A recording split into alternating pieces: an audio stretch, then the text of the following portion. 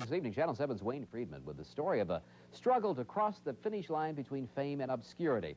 It's about the music business and a local band that could, in the next few months, become a household name.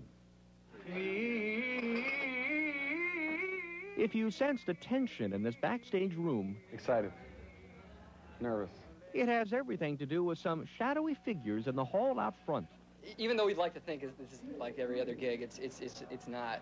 Because while most of these people came to the DNA Lounge to hear music for pleasure, 22 of them from 11 record companies are here on business. A&M, Giant, Capitol, Relativity, Geffen, DGC. No one knows who they are, only that if they like what they hear, those record people have the power to propel the men backstage from obscurity to fame.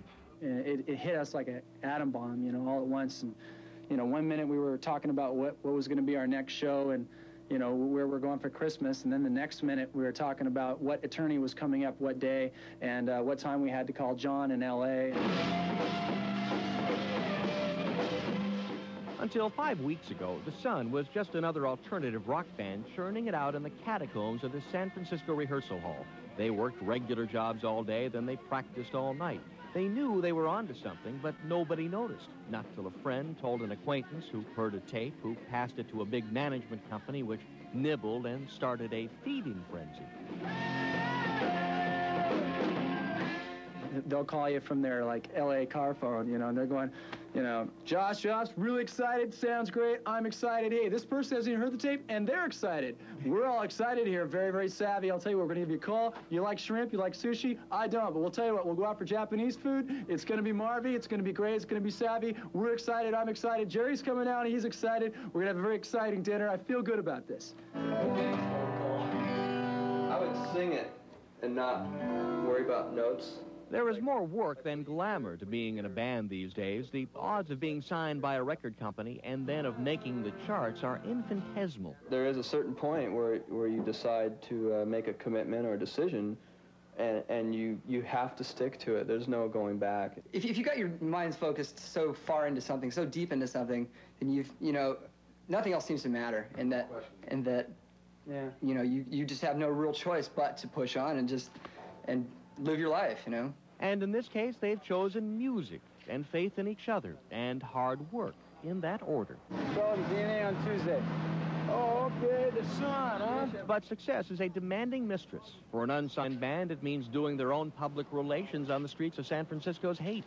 This is basically a war of endurance. His boss thinks this is a joke right now, that what this whole thing we're doing. His boss is like, oh, sure, when are we going to see you on the news,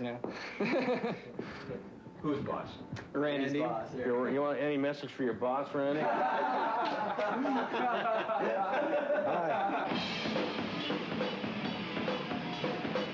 And so, finally, the performance. For 5 young men unwilling to part with their dreams, it's the most important of their lives.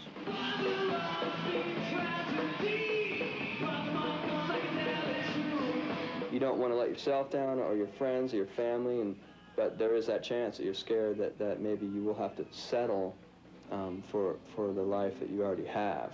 And sometimes it is scary that when you have your girlfriend or your mom, your dad, or your best friends and stuff, and everybody's saying, gee, the band's going, man, you guys are going to be there, you guys are getting signed, you guys are going big. And it is real scary to think, gee, what if you don't? Then you're going to let all these people down.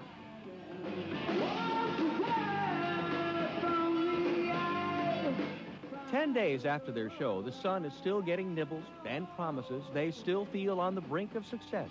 But as another rock and roller once said, you take it on faith, you take it from the heart, the waiting is the hardest part.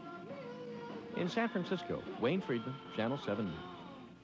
Remember that name, The